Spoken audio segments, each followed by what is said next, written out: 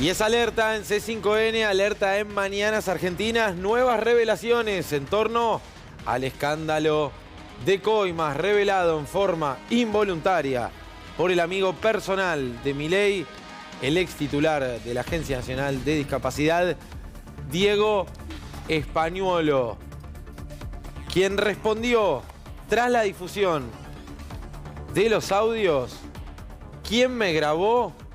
No se los voy a decir, no se los voy a contar. Hay alerta máxima en el gobierno, mucha preocupación en los Milei por lo que pueda pasar con este hombre, por lo que pueda decir este hombre, Diego Españuolo. Ya mismo lo saludamos a Gabriel Morini, autor de esta nota que ya se puede leer en ámbito.com. Gaby, buenos días, ¿cómo estás? Hola Juan, ¿qué tal? Buen día, ¿cómo estás? Bien, bueno, sorprendidos, ¿no?, con esta revelación que das en ámbito y este textual de Españuolo, ¿no? ¿Quién me grabó? No se los voy a decir. Es el comienzo de la ruptura, ¿no?, de todo vínculo de Españuolo con los Milei días atrás. Sí, es una reconstrucción en parte de las últimas horas de Españuolo como funcionario antes de que lo tiraran por la ventana en aquel famoso comunicado a la medianoche del 21 de agosto y también de lo que fueron las frenéticas reuniones del viernes. Te cuento por partes. A ver, Españuolo lo siento al principio, apenas se difunden los audios ese mismo día, y Españuolo dice que lo grabó Natalia Basile. Natalia Basile, ¿quién es? Es la esposa de Fernando Seguinedo y era la encargada de la verificación de las compras en Andis al momento en el que Españuolo cree que fue grabado, digamos, hace un año atrás. Basile estuvo de mayo a noviembre de 2024 en ese lugar. Después la echaron y se la llevaron a AISA. No me preguntes por qué, eso es otro motivo que habrá que indagar la justicia de por qué la trasladan tan rápidamente de una dependencia a la otra y si efectivamente era porque había encontrado alguna irregularidad y querían sacársela de encima. Bueno, ¿qué pasa después cuando le vuelven a preguntar a Españuolo, pero quién te grabó? Porque siguen apareciendo audios, siguen apareciendo, digamos, testimonios tuyos denunciando un montón de cosas. Y ahí es donde él les dice esta frase de que había más personas y que no era la persona que había indicado en un principio, sino que eran otras. Y cuando le preguntan quién, le dice, no les voy a decir.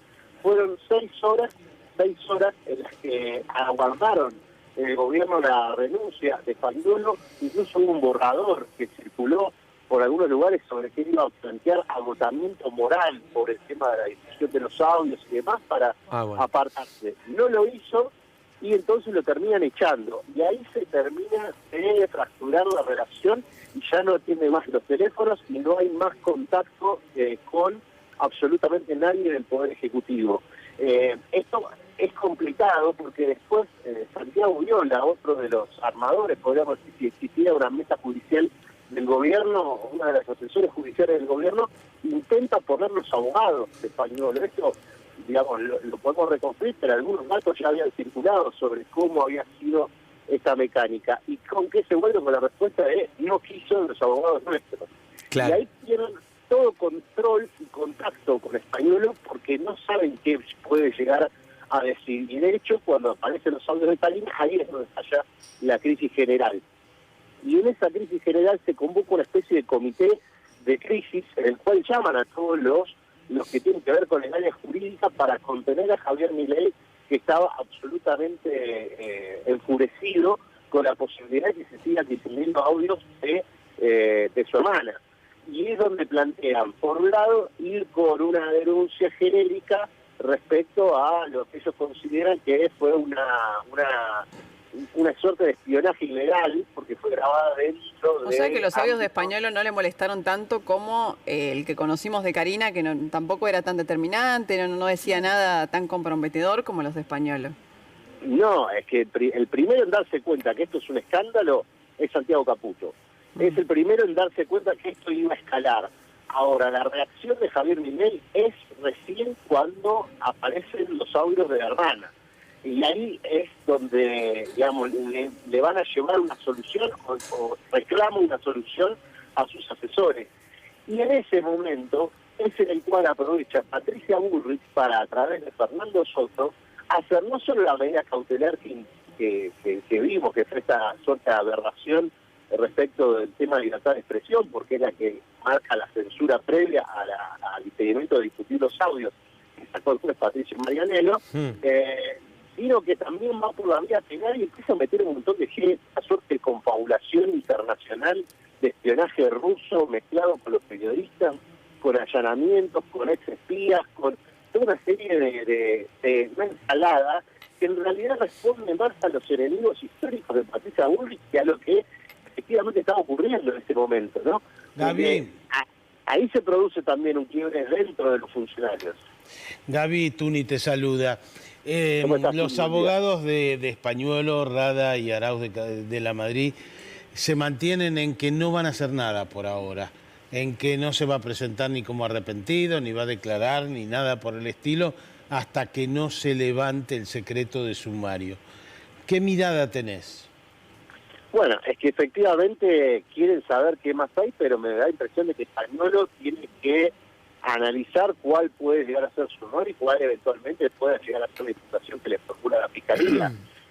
Ahí me contaban, y vos ya lo debes saber también, que había mucho enojo por parte del fiscal Carlos Stornelli respecto a cómo había sido planteada la denuncia, porque básicamente Bullrich le pedía avanzar contra los periodistas. Y hay algunos que creen también, o que le acercaron la idea a la Fiscalía, para que se trate de quedar con la causa de Casanello, Sí. con la denuncia inicial, donde ahí sí puede llegar a donde se tomaron las primeras medidas con Picardi y Casanello, y que se pueda quedar con todo el fiscal Carlos Stornelli. Esto yo lo veo remoto a esta altura, porque Pero ya hay un avanzó intento. En el escrito de Stornelli hay un intento por quedarse con la causa. Eso va a haber que analizarlo a bueno. futuro, porque sería la forma, digamos, del gobierno de contener daños, en realidad una ayuda extra del Poder Judicial para tratar de que el gobierno deje de darse tiros en el pie y políticamente y jurídicamente hablando, estamos Claro. diciendo, precisamente porque esta situación se les fue de control. Y lo cierto es que Bullrich, en este caso, es toda la pluma de Bullrich y de Soto, que la firma, pero tiene que ver con esto, con ganar puntos en la interna respecto de los demás personajes que asesoran a Claro. Javier Milei. Sí. Y acá empieza el desbande, digamos, acá empieza el sobregiro respecto a allanar periodistas, a no solo el tema de la censura, que de hecho me dicen, y también tenemos que estar atentos a eso, Tuni, que cuando esto llegue a la Cámara Civil y Comercial Federal, lo van a revocar esta cautelar, porque nada, es intolerable vinculado a la interpretación de la Constitución, pero la Claro. más estricta posible. Esto no camina, se lo dicen todos en tribunales. Hay una unanimidad de criterio, no Claro. es viable. Y hay un detalle no menor que aparece dando vueltas, aparece en el juego, es cuando el gobierno se entera que le cayó a Marianello. Y Marianello tiene denuncias en el Consejo de la Magistratura, como se han mencionado, denuncias que son algunas, algunas son denuncias por acoso laboral, que ese es un terreno siempre en el Poder Judicial un poco gris, porque digamos, ser un mal jefe forma parte de acoso laboral, o digamos, o gritarle a los empleados, o maltratarlos, o digamos, hacerlos quedar fuera de hora. Bueno, es discutible qué tanto es una falta grave, pero digamos, es más usual que inusual en el Poder Judicial este tipo de cosas. Bien. Pero también tiene temas de acoso sexual, sobre 5 denuncias que están tramitándose con distintos consejeros. Tranqui. El problema es que una de las testigos del tema de acoso laboral, no sexual, acoso laboral, me dicen a mí, es la hija del jefe de gabinete Franco. Por lo tanto, ahí no sé qué ficha jugó el juez o qué intento trató de hacer, además de su intento de ascenso a camarista, pero directamente se inmola dando esta medida Tremendo, cautelar que nadie, ni siquiera dentro del gobierno, te digo por lo que hablé, se la defiende. Gaby, muchísimas gracias, como siempre, por la comunicación y, por supuesto, la gente puede leer la nota completa en ambito.com ya disponible. Un abrazo grande. Un abrazo grande a ustedes.